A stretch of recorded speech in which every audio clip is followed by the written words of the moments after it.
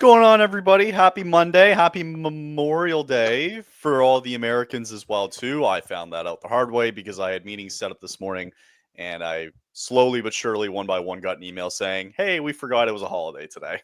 Yeah, that's how And that's how you get rudely awakened to my that. day all of a sudden just got super wide open until tomorrow. Yeah, I know. Everybody's day is wide open. Everybody's out and about enjoying the. I mean, it's nice here. So I mean, Yeah. that's a positive. And living by the Jersey Shore, I already know that there's so many people down at the Beautiful. beach, and I have no intentions of getting anywhere near it because Nope. I'm not that type of person. I'm more of Nope. a pool guy anyway, to be Pool honest guy with or people. lake guy? Ooh. I'm a lake guy now. Well, the problem for me is that I haven't been to too many like lake experiences, so I can't say that I'm a lake guy, but I feel like I would if I did it more often because I'm not really near a lot of like big lakes where people go swimming. A lot of them are Sure. up in like North Jersey, like usually an hour plus away from me. Yeah. So I would say pool still, but I'm not against. If I think going yeah. on a lake is even more fun.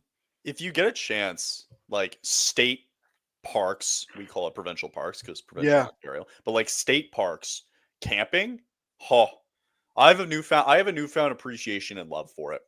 I I really actually do. think I'm going camping at some point later this summer with a few of my friends. So that Nice.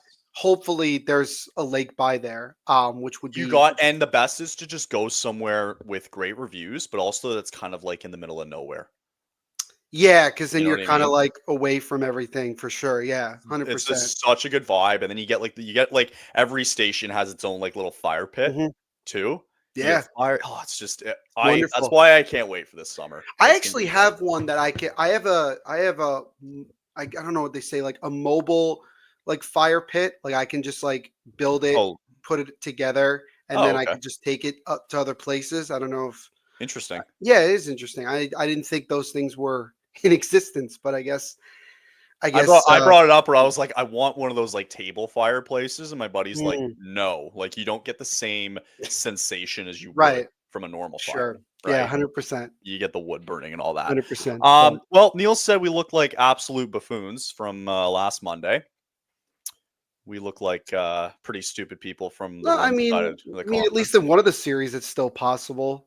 It is. I mean, It look, is. it's Yeah. still possible in both, but one of them seems very unlikely. Yeah. What Can do we you want to start? start with Can we today? start with Dallas and Edmonton first? Sure, Let's we can just, do that. it's been a little close. Let's start with that. So yeah, so really ever since last Monday, game 1 just basically gets taken away from Edmonton after being up 3-1 going into that third period. Dallas just all of a sudden scores 5 in a row, smell you later. Then Three really since consecutive power play goals as well. It and really, really since that point on, it's been all Edmonton.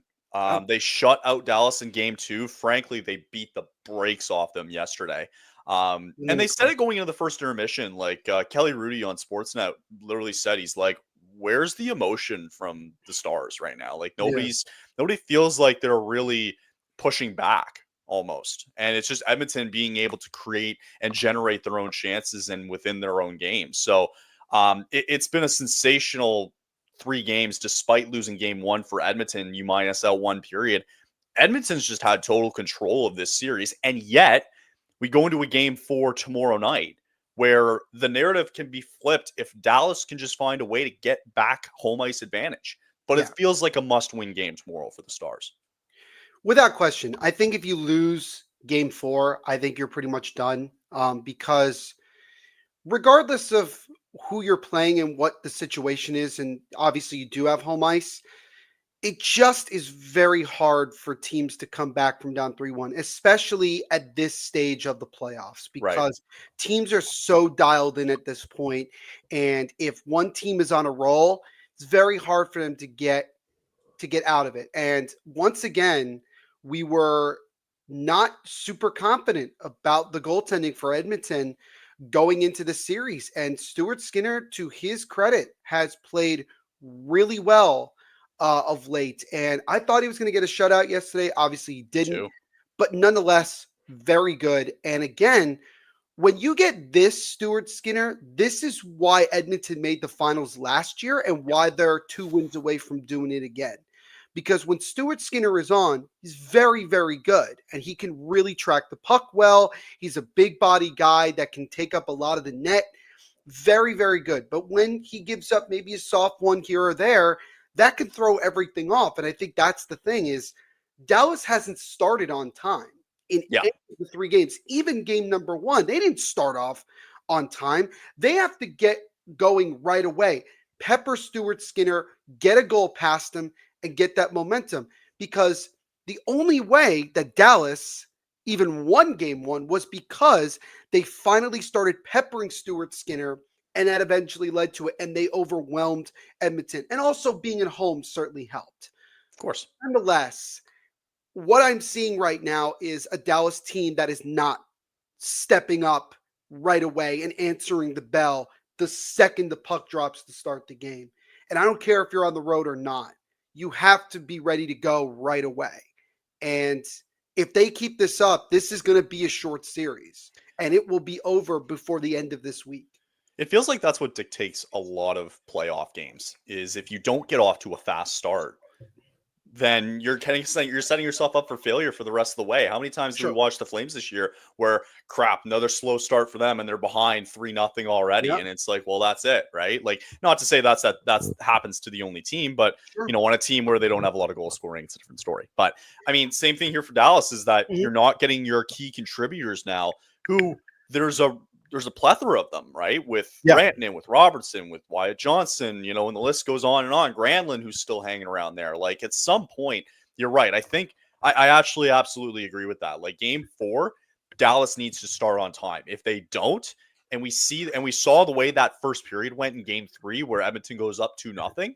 Yeah, they're in trouble, man. Like it could be a very short series. That's why. It's funny because I had Dallas in 6 games, but I'm starting to think like it's going the way that I feel like last year's conference final went when Edmonton won in 6. I wonder if the last couple of games for Dallas, if it's a mental thing, because, you kind of built yourself up to get to this point of getting back to the conference finals and giving yourself a chance.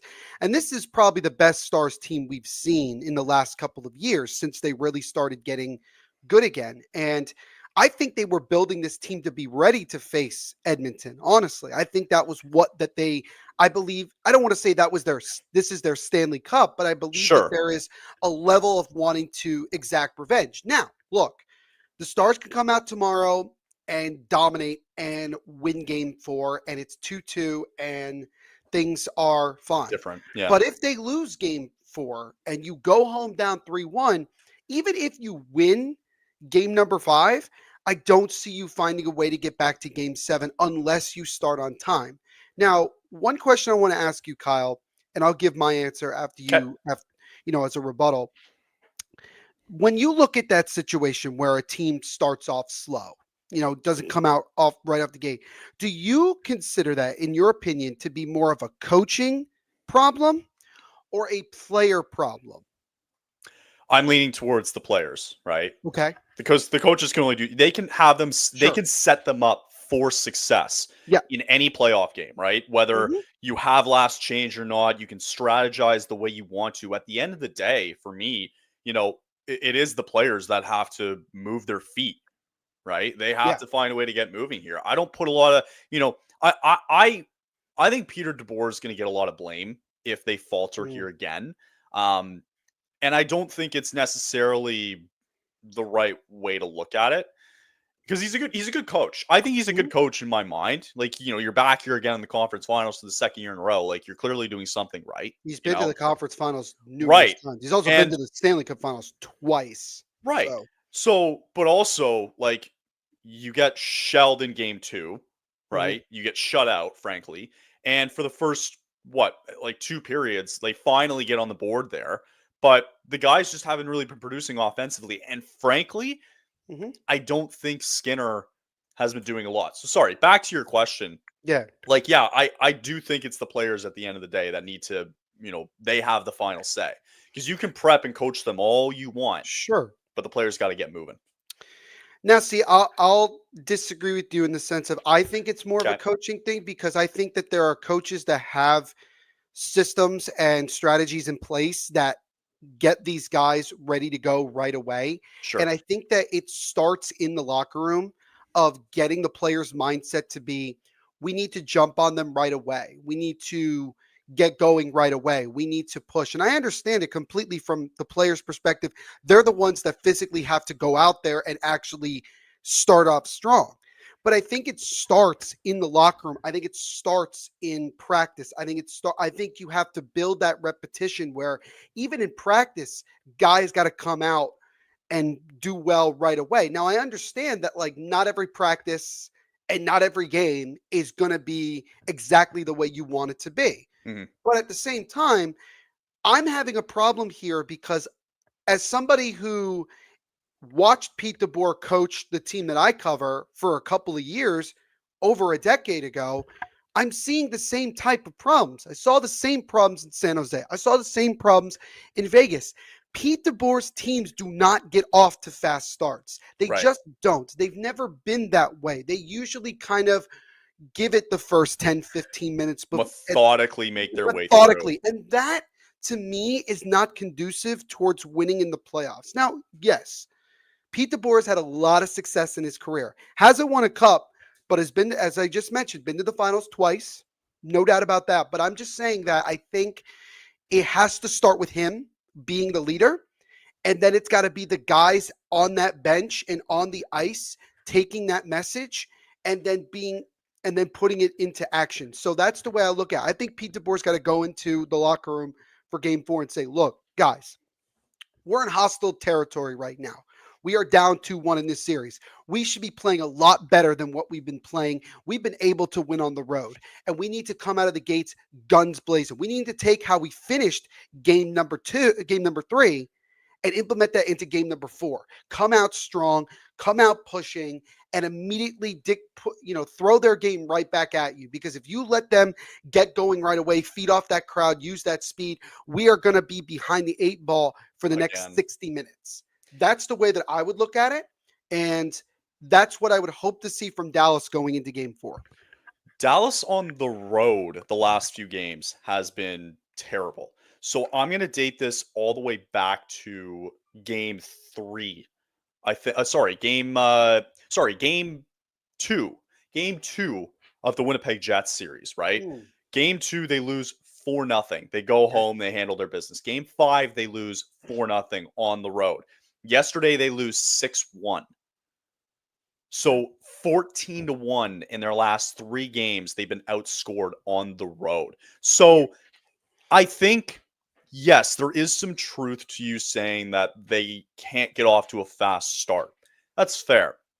Maybe it's also the Yeah. possibility they're just really bad on the road, right? If Yeah. you look back, like, they take game 1 against Winnipeg, albeit being very close.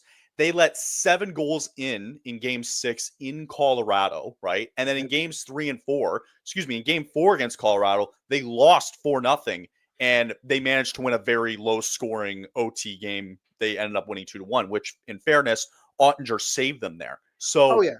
there's a lot of cases here where you look back for Dallas on the road here Mm-hmm. at Colorado in game 6, at the Jets in game 2, at the Jets in game 5, Yeah. at the Oilers here in game 3, Yep. where and I'll say it again. 4-0, 4-0, 4-0, 6-1. They've been dominated. They've been just shelled on the road. Yeah. It's And not that's even. it's a major concern. It is a major concern. And it goes back to thinking, if they had lost game 6 to Winnipeg at home, I don't know if they would be in this position right now playing Edmonton. We might have. I do because they play well at home. They're a Well, good that's home the team. thing. Well, that's what I'm saying. But remember, it was 1-0 for the longest time. Like it Sure. was, Winnipeg struck first. And if they had lost, and if Dallas had lost game 6 at home, I don't see them winning game 7 in Winnipeg, The way that especially going off of that trend there. and the way that the series has been going, if Edmonton had home ice, I don't think it would surprise me if Edmonton would be up 3-0 in this series. I think they should be up 3-0 regardless of that because of the way Regardless. that they like the first 2 periods, they came again, Edmonton came ready to play right away. They didn't finish well, but Sure. you know what? Look at the last 2 games. They've corrected that. Not only did they start off well, they kept pushing. They didn't stop. They didn't just be like, all right, we have a 2 or 3 goal lead. We're fine now. Like, no, because they Right. understand how deep that Stars team is when they're on. And like so Skinner ends up saving 33 of 34 shots on net.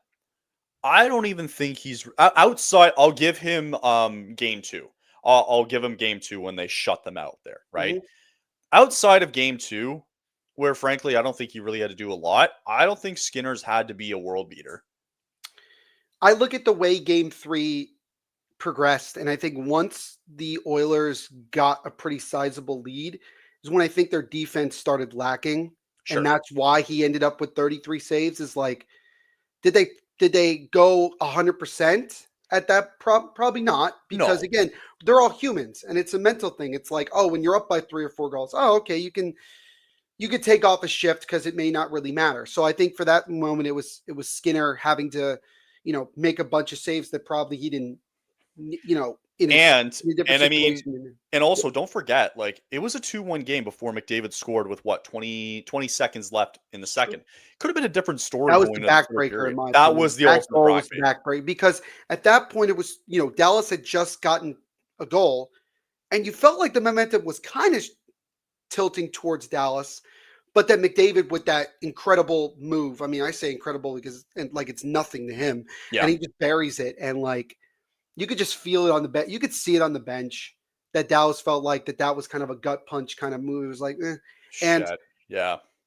I'm not I'm not really that impressed with Jake Ottinger in this series, to be quite honest with you. I think And that's part of the reason why Dallas has been in a lot of these games on the road when they get into tight, low-scoring games. It's because yeah, Ottinger's been on the ball, right? And it's also, last stat I want to throw at you yeah, before you have the final word sure. is the Stars in all 3 games in this series, every single time they've gone into the third period, they've been down by 2 goals. There you go. like, I- like and that that's goes not going back to to what help, we man. and that's what we go back to what we were originally talking about a few minutes ago is about they're not coming out of the gates and being aggressive. They're waiting till like the third period to be like, oh, you know what? Like, I think it's time We to like got to wake get up now. going. And then it's like Yeah. you're done. You're already done because this is not the regular season. Okay. This is not where like this could happen more often than not. Yeah. You're in the playoffs. Everything tightens up. Regardless of who you're playing, everything tightens up. It's harder to get shots on net. It's harder to find those openings. It's harder at times for a goaltender to make a mistake, a brutal mistake. And I just think that the Stars are not responding well to the immediate pressure that they are facing because the Oilers are not coming out and just playing a game of chess here and just kind of waiting for something to happen. They're coming out and they're saying, we're going to take this game. We're not going to let it come to us. No, we're going to go and take it. And Edmonton, as we've seen, has been very dominant at home throughout the majority of these playoffs. And Dallas has to find a way to get game 4 because if they don't, I don't see them This winning series is this probably series, and I over. see this being over. Maybe not in 5. Maybe Dallas gets a game back, but we end up still with 6 games, except it's Edmonton and not Dallas. Yeah. Um, and last thing, I think and this isn't a knock on the Oilers at all, but I think it does say and speak volumes of the road that Dallas has taken so far, dealing with Colorado in round 1, going 7 games, in a team in which Colorado could very easily be in this situation too. The Jets have to go through so many hurdles, right? Injuries, what happened with Scheifele, obviously unexpected, but They were getting close um, to having as many injuries as the Devils were in the first round. right. It was getting Like, that how bad. long ago was it when the Oilers could have been down 3-0 to the LA Kings? Mm-hmm. And everything fell apart for LA and they couldn't get it going. In Yeah. Vegas, for the majority of that series, for almost all of the series, they couldn't get anything going. They couldn't get any offense Yeah. going. And that's been the biggest thing for Edmonton and their success so far. As much as it is offensively, I think you have to give credit to their defense because when they came back against LA in that series, they shut them down offensively. They made Vegas look stupid offensively. They did nothing. And It be, so far against Dallas, you're seeing it so far. Yes, it is offensively, but look at the goals that they're letting in here. They've let sure. in minus game 1. Okay, you got shelled in the third period. Like, you want to throw that in the trash, or if you want to consider that, it's up to you. But minus the third period, of that first game, right? You go to game 2, you shut them out, and then you allow 1 goal here again. So I think defensively, it's gotten much, much better for Edmonton. I think the biggest question going into tomorrow is 2 things. You've been saying it. Can Dallas get off to a hot start tomorrow? Yeah. And can the Oilers' defensive game continue to just grind guys down offensively and not allow them to get anything going? So yeah, game 4 feels like it's going to be a bit of a pinnacle. For sure. And I want to give credit really quickly to Darnell Nurse, because I know last year he had a really tough year last year, defensively, and he was criticized a lot. I feel like he has redeemed himself a lot in these playoffs. I know he hasn't gotten a lot of points. He has 2 goals on 5 points overall in the playoffs. He does have 2 assists in the series. I just checked.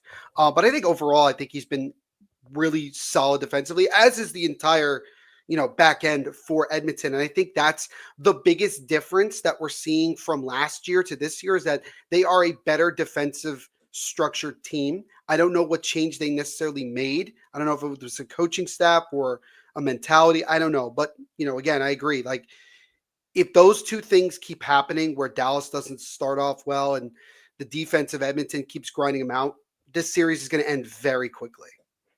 Speaking of series that could end very quickly, I have so much to say about this. I will absolutely let you lead this off because I have no idea Sure. what direction I want to take this in. So I'll take Florida has been. I'll set you up here. Florida has been absolutely dismantling the Carolina Hurricanes in every shape or fashion. Apparently, the Hurricanes are excited for the opportunity to try to extend it tonight going into game 4 here in Florida. Florida, you mentioned it before we jumped on, without Sam Reinhart, without Nico Mikkola, and somebody else? AJ Greer. AJ Greer, thank you. So 2/3 of their bottom 6, which has been, really good in these playoffs. 2/3 of their 4th line in the bottom 6 are out. And done. Jesper Boquist, who had a disgusting goal, is actually really once again on the top line, filling in for Sam Reinhart. And it's worked. And it's nice. Again. And I guarantee you, if the series was like 2-1 Carolina or something like that, Reinhart and those guys would be playing. Like you bet they would be playing. Right? I definitely can see. I can see how Florida maybe is okay with maybe not winning tonight, but I still think that Maurice would probably want to get this done sooner rather than later, especially because you'd still get an opportunity to have some days off, because you're guaranteed to have a game 5 in Dallas and Edmonton.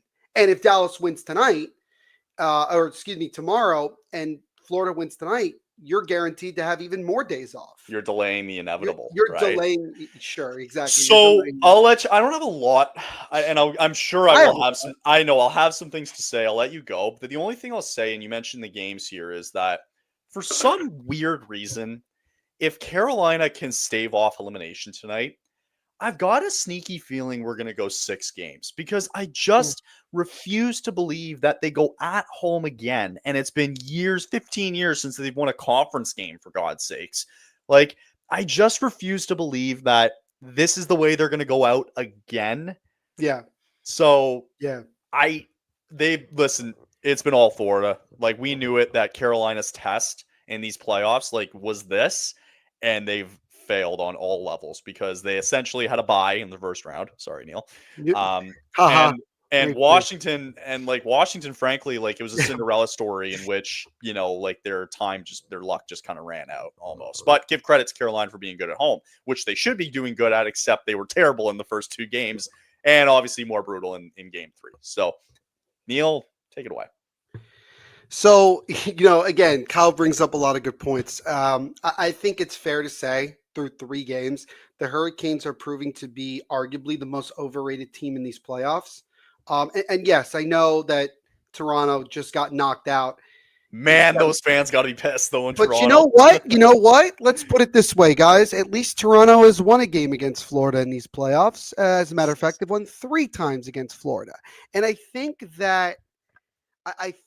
what we're looking at is a situation where the Hurricanes have done a lot of the same things over the years and have not made the big enough change to turn things around. So what I mean by that is this: their core has pretty much been the same in the last couple of years that they have been in the playoffs, and those guys are not getting it done. Where is Sebastian Aho? Where is Seth Jarvis? I don't care that Jarvis scored a goal. It was already 6-1 by that time that he scored. Where is Svechnikov? Well, I think it was 2-1 at the time when No, they made it 2-1. Or are you talking game one? I'm talking game 3. Oh, it was 6-1 and Jarvis scored. Oh, sorry, 6-2. Yeah, No, yeah. you're Sorry, fine. go ahead. You're fine. Yeah. I should have been more clear about that. You're good. But here's what it exposes, right? They've had a pretty easy time up until this point getting to the conference finals. And I will be the first one to say that since covering the Devils. Yeah, you're right. It was a bye because the Devils, half their damn team was on the injured list. And it pisses me off because I'm thinking to myself, if the Devils were at full strength, would that series have been different? I can make an argument that maybe it would have been, because I told you the difference in that series for the Devils that could have helped them was goaltending. And I don't think Markstrom played poorly at all in that first round, but that's besides the point. It's neither here nor there. Second round, you're facing an 8,000-year-old Washington Capitals team. Let's be honest. Their majority of their core is in their mid to late 30s. It's not like that they are spring chickens, and I don't expect them to be as good as they were this year next year. I just don't, because again, we were showing it, Kyle, analytically speaking, they shouldn't have been as good as they were. It just shouldn't have happened. And so I think at some point, we all hope, at some point, the Capitals are not going to be that unbelievably good all the damn time. They took advantage of a lot of regular season games in which they were they were supposed to win, and they ended up shelling their opponent. And I think it got exposed in the playoffs because that type of play doesn't get shown in the regular season. 100%. And now you go into the conference finals, you have home ice again, just like you did 2 years ago. And 2 years ago, they lost every game that they lost was close. This time around, they look like they have no business at all being in this round. It's almost like we wish that the Leafs Panther series was the conference finals, because that would have been a great conference finals if it still went 7. The Hurricanes lack scoring. They lack, I'm gonna call them out, they lack depth scoring. There's nobody stepping up other than Logan Stankoven, who hasn't been there long enough to get thrown around, that is scoring. Who are they at? Jason Blake? Jackson Blake, yeah. Jackson Blake. I don't know why I keep saying. I'm thinking of Jason Blake from the New York Islanders and the Toronto. I'm thinking of Jason Blake, who ironically, I think doesn't Blake wear 55 for the Hurricanes? Yeah, 53 for the Hurricanes. 53. Yeah. Okay, yeah, I stand corrected. I stand corrected though. But the point I'm trying to make is this. They are facing a team that will beat you in a multitude of different ways. The Hurricanes have one way of beating you, and that is in their structured defensive system. They have gotten absolutely exposed for their lack of scoring, and it's shown. And when they're goaltending, which I knew at some point, Kyle, I want to pat myself on the back for this, because I said to you numerous times, has Freddie Anderson been tested up until the conference finals? The answer, honestly, is no. He hasn't really. 2 games in the last series, I would argue. 2 games. 2 out of the first 10 games that they played. Because the Devils didn't really get a lot of shots on goal. And again, I gave a lot of credit to the Hurricanes' defensive system for that. But now they're facing a team that can overwhelm them with shots. And Freddie Anderson and also Kochetkov as well are just not prepared for it. And there are times where it's not their fault. There's other times where it's probably should have had that one. But it's neither here nor there. The biggest thing I'm looking at is this. If the Hurricanes go out tonight and get swept, this is a controversial take to many, but I think Rob Brind'Amour has to go. I would agree.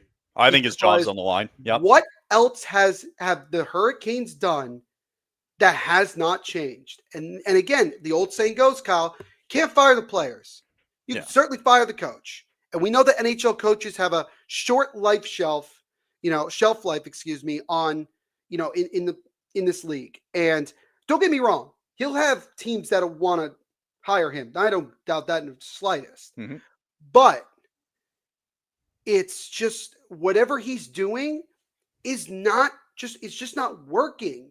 And also, I don't think the players on this team are, I think they just are getting overwhelmed and they have no way of responding to it. And they're just getting bullied. This series is not even close. What makes me believe that they're going to come even close to winning tonight? I'm worried that they're going to get blown out again Yeah. because it doesn't matter who's in net. And it's not even about they don't get off to a good start. They frankly just can't finish. And Right. when they can't finish and Bobrovsky's just dialed in, you're done. You're absolutely done. And I will be honest in saying that if the Hurricanes do get swept, it's not just the coach that needs to go. I think you got to start thinking about some serious changes to that roster because what else have you done that you haven't tried yet? And this GM has already proven it's a ballsy guy. He makes ballsy moves. There's nothing stopping him from doing it now. And so Yeah. the biggest thing I want to see from Carolina tonight, Kyle, is show some damn pride. You can't go out with a whimper like this. You can't go out like that because then I want to ask Rob Brindamore. So this time around, did you get swept? Or again, is it one of those things where like you didn't really get swept because you were in every no. Did you got your ass handed to you by a much better team and you got exposed for the way you play. And it's funny how the format, ever since Gary Bettman changed it, it really exposes teams out of their own division, you know? And Yeah. I think it speaks volumes to how bad the Metro really is. And it really was terrible this year. You know, That was pretty bad. it's a bad, honestly, looking at the way A this lot of is mid. going down, A lot of right? mid. I don't think this is a good look for Gary Bettman and the Mm-mm. way they have this structured because we've Mm-mm. all been clamoring for it. It's a terrible structure, We got to go right? back to the old system. You I have we like have to go that's what back. I mean. Like, you want to make your but the stupid thing is like they're making their dollars and cents in the first round of the playoffs, right? That's Right. why it was like Dallas and Colorado was so like how many times did we say we were so excited about the matchups in the first round? It just Exactly. speaks volumes that teams just are getting, and mind you, it's two teams off the final. I get it, but you can just tell that Sure. the teams that have been there before and the teams that haven't, and also, but just more importantly, the fact that this Metro division was just garbage this year. Mhm. Everything about it, top to bottom, was just not great and not playoff caliber ready. Yep. Right. And I think that's the biggest takeaway for me out of Mhm. all this is not even Carolina not winning a game so far in the last 15 years. It's awful, right? And Connor Sure, buddy. mentioned it's pathetic. It is Hi, pathetic, Connor. right? You make it seem like, Carolina, like everybody had them as like cup favorites, blah, blah, blah, right? And it's like the whole test for them was gonna be right now. Like it was this series, right? We know you Yeah. can get to this point with or without Mikko Rantanen. We knew that they were gonna be able to get to this point. But this was your test. It didn't matter who came out of the Atlantic because, in my opinion, if Tampa got out of think about this. I think Toronto easily takes care of Carolina here. I do. And I I agree. would argue that Tampa Bay, had they found their way to the conference final, Oh God. they would have probably made it to the cup final Yes. too.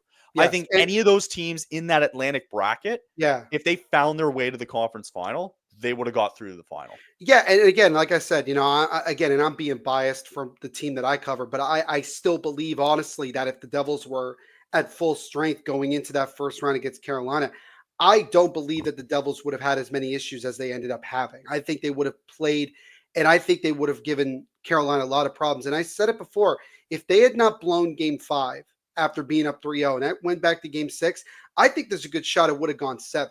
And who knows what would have happened in Game 7 because the Devils would have Right. been the first team to get to win a game in Carolina. But again, all this is neither here nor there. One thing I did want to bring up really quick, Kyle, if you don't Yeah. mind, you talked about the NHL getting its money through the first round. I don't know if you saw this, No. but this came from the Nielsen ratings. Are you familiar with the Yep. Nielsen rating? Yep. Yeah, you are. Okay. So through the first 2 rounds of these playoffs, games on ESPN platforms are down an astounding 28% Yeah. compared to last year, averaging only 886,000 views per broadcast, while Yep. games on TNT are down 19% from last year, averaging 882,000 viewers per broadcast. And the reason that I think that's the case is going back to what you're saying. The playoffs bracket system that we have right now does not work It's flawed. because Yeah. you are forcing everybody to be amped up and excited in the first round. And then as we get further along in the playoffs, we're having more blowouts, we're having more mismatches. And I'm not trying to fault the teams because all they can do is just play the teams that they're playing. But I also think it's not a good look on the NHL when 3 of the 4 teams that are in these playoffs are in small markets Yeah. and non-hockey markets of that. So you have Florida, you have Dallas, you have Carolina, and you have Edmonton. And the biggest of those 4 markets, in my opinion, from a hockey standpoint, has got to be Edmonton, who plays in a small city anyway. I would argue Carolina's right there. Okay, fair. I would argue they're there. Yeah, for sure. But again, it goes it goes back to it being that it's flawed. The whole system, it's completely flawed. You still get, in my opinion, at the end of the day, the right winners, right? The Sure. guys who clearly deserve to get their way through, right? Florida is Sure. going to deservingly get to the cup final because they are strategically built for the playoffs. This is Yes. and we knew it. I knew it all along, even in January, February, March, and April when they were banged up and injured. And I said, guys, it doesn't matter. They are a playoff team. They are getting ready for the playoffs. You know, they're going to lose some bad games. Yeah, but they're going to win the necessary amount to get in, right? Yep. And I think that's maybe it's funny. It's a good recipe for teams, though, going forward who want to build that culture, right? That the notion if you get in, you get in. St. Louis could have made a run of Dallas's money had they survived for 1 second in the first round. 0.7. If they had lasted another 0.7 seconds, they would have. Last thing I'll bring up. You mentioned Rod Brind'Amour and his job being on the line. It's very rare that you get teams this far, this deep, and we talked about it with Pete DeBoer, and you're talking about it here with Rod Brind'Amour. I'm getting the same vibes from Carolina as I normally would from Toronto, where your core guys who are supposedly supposed to be the engine for this team are supposed to at least keep you in a game in the playoffs here, right? Yep. It's not going to be a winner all the time, but they're going to keep you in it, right? Yeah. With Rod, he's just had so many kicks. At some point, you've had so many kicks at the can, and you get to this stage, and it's the fact that you haven't even won a game, right? So as much he was still a player the last time they won a conference game, and he scored the game winner. They're 0-Jesus. They are 0-15 in their last 15 conference targets. And guess what? Rod Brind'Amour's been the coach for several of those. I would argue, though, the only thing I'm going to argue that is I with this team, it's not the coach. I think he's going to be there's so many times and so many occasions where you can fire, like you just said, you can't fire the players, but you can fire a coach. I think Brind'Amour is going to be a scapegoat here again. Yes. When they go out, right? Yep. Because I don't see them coming back against, not against, you can't beat Florida 4 times in a row. No. Not this team. Not the way that it's constructed. There's no way. You might get a game or two, but that's probably about it. So I think he's a scapegoat. I just think that the guys that are getting paid the big bucks here on this team, the Ahos of the world, the Jarvises, the Svechnikovs of the world. Yep. It's not doing it, man. But with Florida, I think the most fascinating thing about it is the fact that it's really not even their top guys. That fucking third line in Brad Marchand, Luosterainen, and Lundell. Holy shit. Yeah. Like, they've been unreal. That's why we knew, when Marchand got traded to Florida, how many of us kind of sat there and go, fuck. Yeah, exactly. Here they come. Oh, God damn it. And then sometimes it's all it takes, and it's all credit. Honestly, though, I got to give Bill Zito so much love. There's a ballsy GM right there. He is a ballsy GM that started all the way back with Matthew Tkachuk. I mean, he only had a 5-team pick, so I mean, it was 1 of 5 chance to get him, and seemed to get better and better. But it all started there, and It did. it really built the foundation of that team. And Yeah. I don't see them going anywhere next year either. He made the move to trade Uyghur and Huberto to Calgary. Yeah. I'm sorry that we have to bring that up, but it's important just from Been happy with Uyghur. Oh Been yeah, happy with Uyghur. Yep. there's nothing wrong. There's nothing wrong with Uyghur. I think you look at it and it shook a lot of people up because it was like, wow, like Florida's making a statement because they were tired of getting their ass kicked by Tampa. Yep. And they got They beyond made a that. statement. They got to the finals, didn't get it done, got back to it last year, found a way, got it done. This team looks like a team that could win in 4 or 5 games in the finals if things go their way. It's just been that dominant. And for Bill Zito at the very last minute to make a deal for Brad Marchand, knowing, who he is and everything like that, it is phenomenal. And you got to give him a lot of credit. I just want to go quickly back to Rod Brindamore one more time before we move on to the next thing. Rod Brindamore has been the coach of the Hurricanes since the 2018-19 season. That's when he started. Yep. In that time, it has been lost in the conference finals, lost in the first round, lost the second round, lost the second round, lost conference finals, lost the second round, and now are currently in the conference finals again. That was after they went almost a decade without making the playoffs. So you give Rod Brindamore credit in the sense of, from a consistency standpoint, he's been tremendous because he's gotten them into the playoffs and several times deep into the playoffs. I'm not saying that Rod Brindamore deserves to be fired. What I'm saying is that what change that you haven't made can you do? Because I just don't see a world, Kyle, where Carolina could look at this and be like, we just got to keep what we have and try it again next year, because you're going to end up like the Maple Leafs. You will continue to end up like them because it's the same thing, doing the exact same thing over and over again, knowing that result is not going to change. Yeah. And that's the big thing here. And so it's going to start with tonight. You got to, if you're going to go out tonight, go out with some pride. If not, I don't even think it matters. It may not matter. It may honestly, if you're the owner of the Hurricanes, you got to be a little bit pissed off that for sure, the team is getting absolutely hammered in the conference finals. It's just, and I don't care who they're playing. If you show up like this against anybody in the playoffs, that's a bad look. So it's do or die until moving forward. It ain't over until the fat lady sings. And we say the saying, you're not in trouble until you lose at home. Well, they're already in massive trouble, and they've lost twice at home. And the Stars in the other series lost at home, and they're in trouble. They're in trouble. Yeah. All right. We'll come back with more world news stuff as well. We'll give you some Flames news as well too, prospect news and all that fun stuff. But we'll take a little bit of a break, and we'll see you on the other side.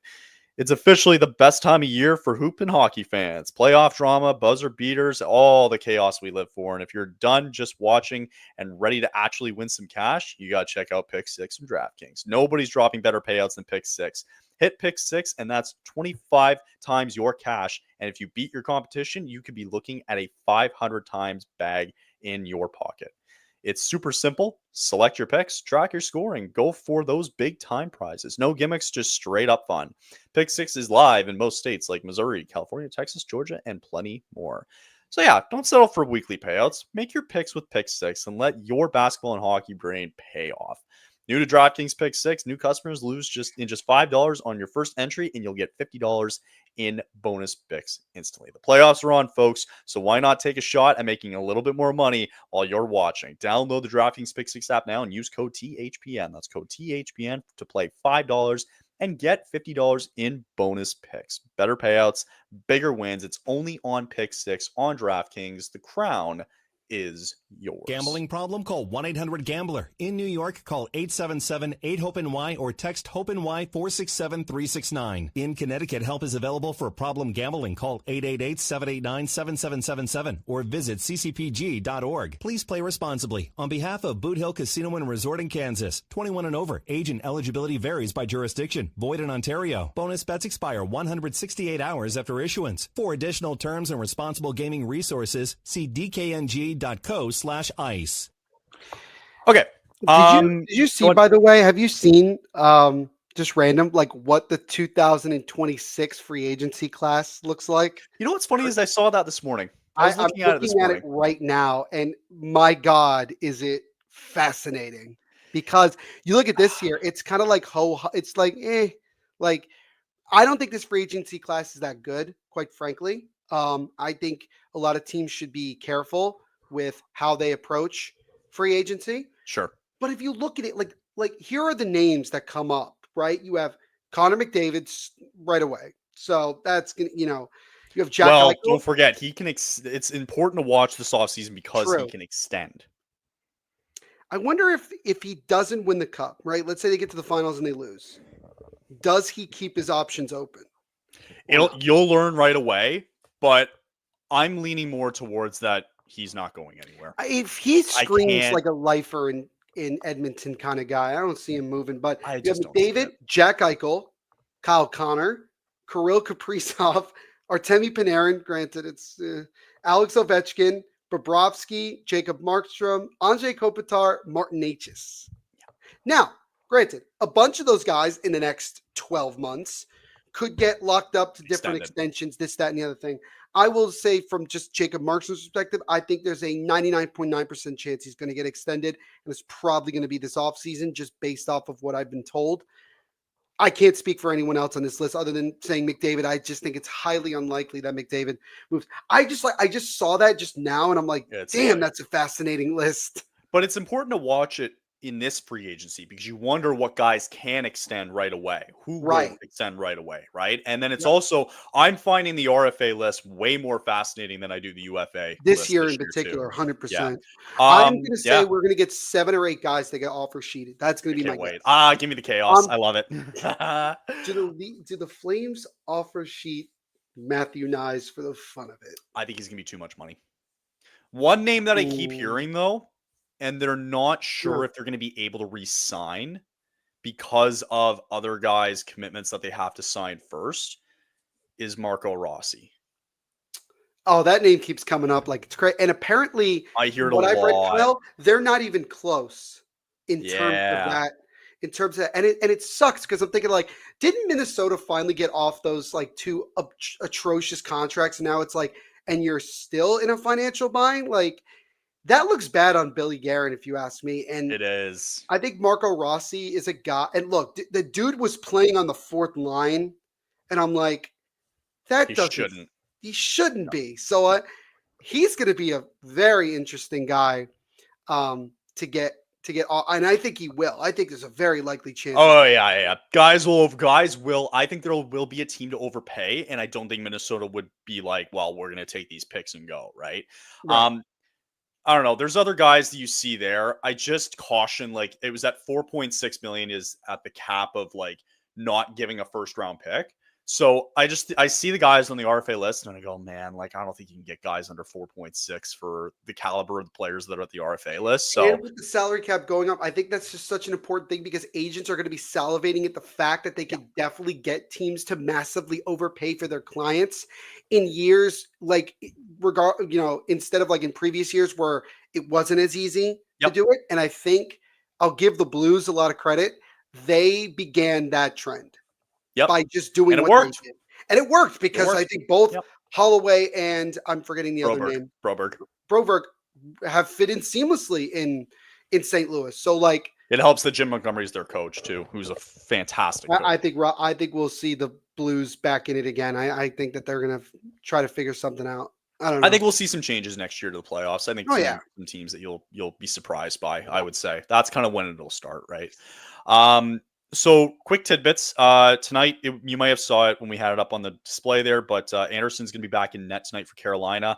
It was just announced that Connor Brown is out of the lineup tomorrow night for the Oilers in Game 4. He will be sidelined tomorrow night. I think I do remember him. I think he was hurt. He did take a hit from Alex Petrovich in the last game, so he didn't come back, and apparently he is going to be sidelined for Game 4. So no Connor Brown in Game 4 for the Oilers. Again, they're still saying this was 3 hours ago that Reinhart, Mikkola, and Greer are day-to-day. Again, Neil mentioned at the beginning where they're all going to be out. And the latest we really have on other NHL news was the fact that Brendan Shanahan's gone in Toronto, and Matthew Darsh is the new GM in New York. So the dominoes are starting to fall in Leafland.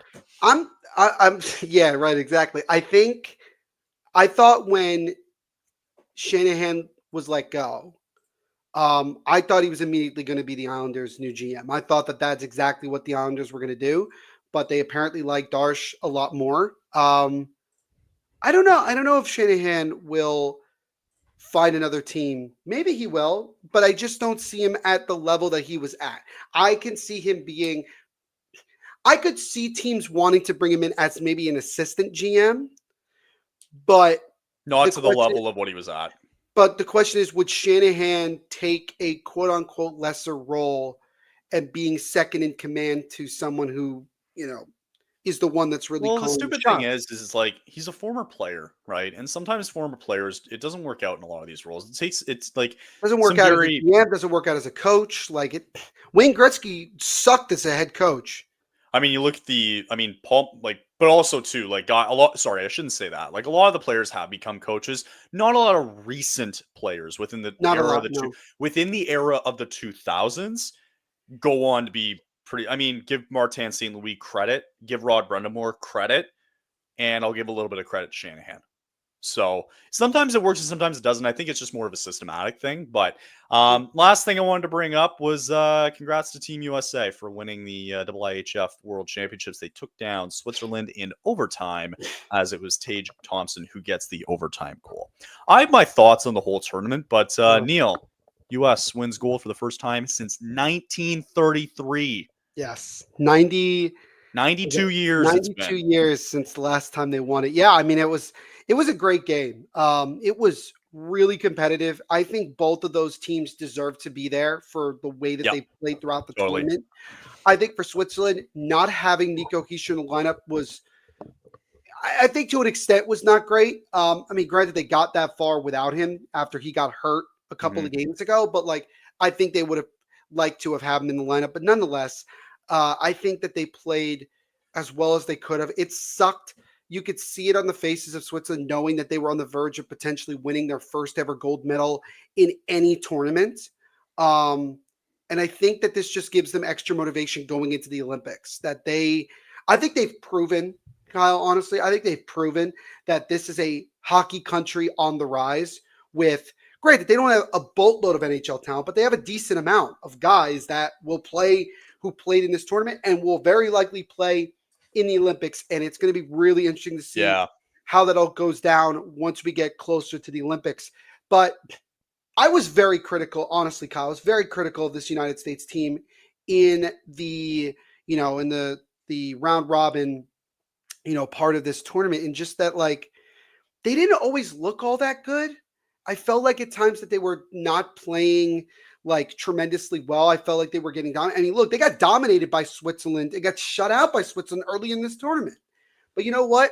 They kicked it into high gear a couple of games ago, and they went into the elimination rounds, and they just played so well. They dominated the host country, Sweden. I mean, they dominated them right from the beginning. And give Tage Thompson a lot of credit. I think he proved a lot of people that he should have been on that USA team in the Four Nations. And I think now the United States has to highly consider him for the Olympic team going into next year, because I think that he is a guy that can do a lot of damage. And Jeremy Swayman, after the game, who had a great game in his own right, between the pipes for USA, said, we wanted to show that this is a new era of United States hockey, that we are one of those teams that is ready to compete consistently for gold medals in any tournament. And we are so excited.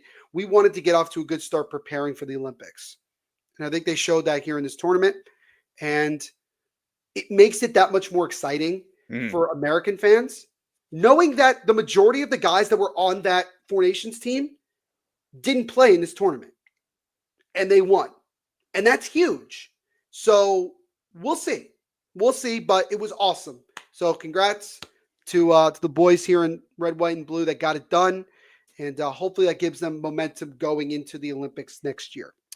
Full credit to them. They were clearly more prepared for the knockout shout round.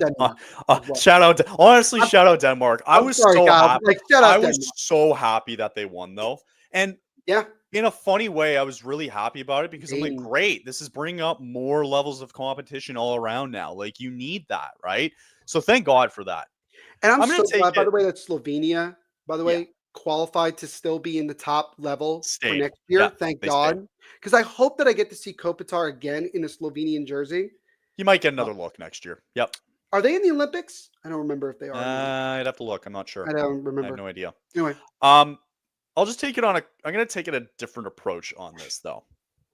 Not taking any credit away from the U.S., from Switzerland, from Sweden, Denmark, everybody. Right. I'm not taking credit away from anybody in this tournament who are you taking because credit away from?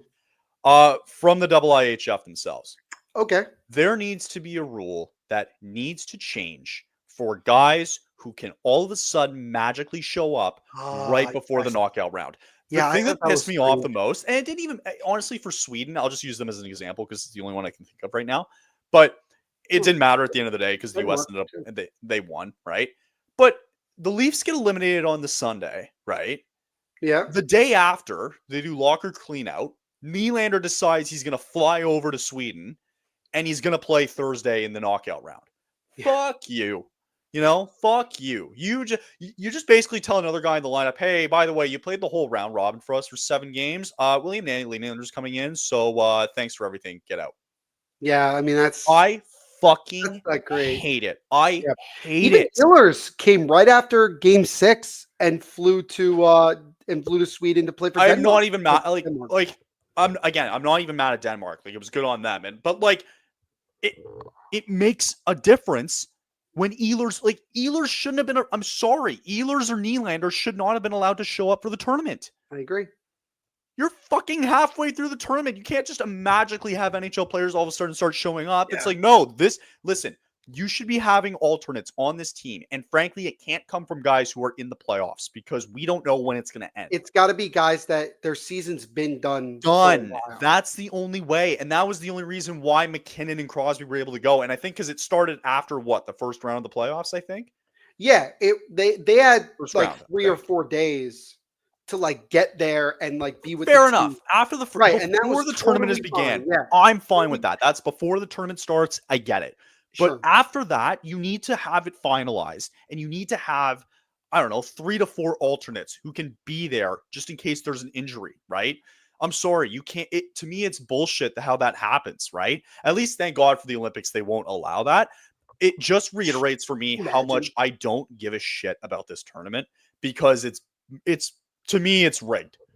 It's rigged in the sense that anybody can just show up at any given time and just join the team, right? What would have happened? Go ahead.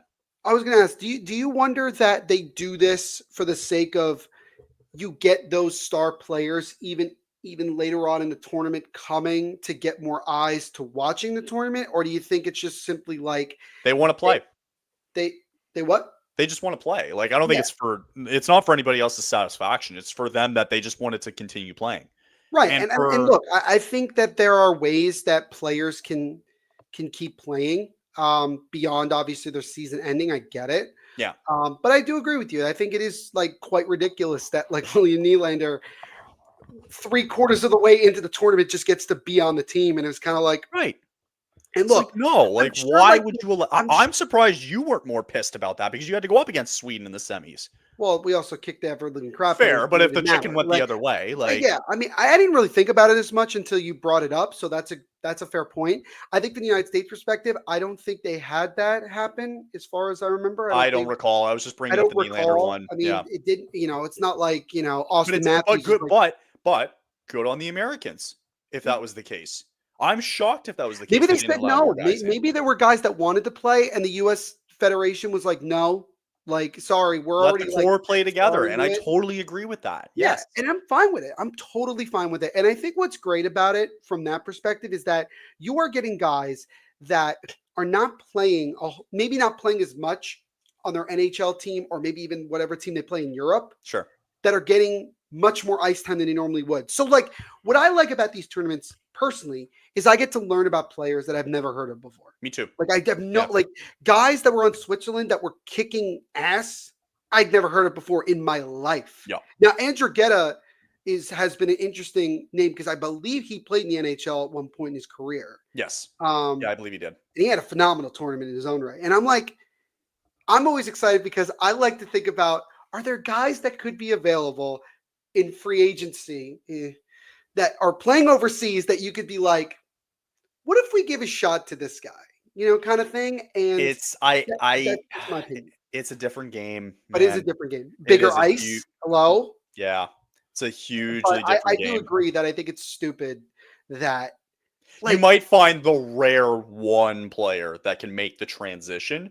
I think it's really difficult to make that transition over to the NHL because it's I such a think tighter Kirill game. Kaprizov might be one of the only exceptions to that. I believe you're right. Yeah. Do we count Austin Matthews in that regard? No. No. Mm-mm. Okay. Because 'Cause he was an American player and he played, I think, the 1 year out in. Yeah, I'm just Yeah. okay. No, Fair I enough. don't Fair really. enough. No. I'll give you. That's fair. That's fair. So I think, yeah, I agree. It's dumb that like Willie Nylander gets to have like a bronze medal around his neck after playing. I what, can't. 3 It's games? bullshit that he has that. I think Yeah. it is bullshit. I So hope whoever yeah, replaced. I hope whoever he replaced also got a medal. I imagine they did. he probably Um, did, but it's just not the same because it's like, well, I No, played it's not the 7 of the same. games for Sweden, It's and not all the for same. William Nylander to come in and just take my Yeah. spot. I'd be Yeah. pissed. So Yeah. that's why, like, I to be frank, thank God you cover it, like, and a lot of other great content creators who cover it. I just can't pay attention to it. I just get so mad whenever I see stuff like that because I it think just my attitude is always that it's more hockey. I mean, granted, I've also been watching the PWHL finals, which, by the way, if you haven't watched any of it, I watched shame it. on you. It I has been watched a it. hell of a series, by the I've way. watched. I was watching Game 3. That quadruple overtime was amazing. Yes. Like that final has been more entertaining than the majority of the Stanley Cup playoff rounds. Like, Hey, I'm if you just- want to cover, we should do. We can do Game 4, Game 5. That's true. Yeah, we can. I'll say this: if it Um, gets to a decisive game 5, I wanna do the game. Deal. Done. And by the way, I understand that like not everybody has cable, and I get that. But you know what the PWHL does better than any league I've seen? YouTube. You watch it on YouTube, and that's totally fine. And like that's great because guess what? I could watch every single team all season long, and not have to be in that area.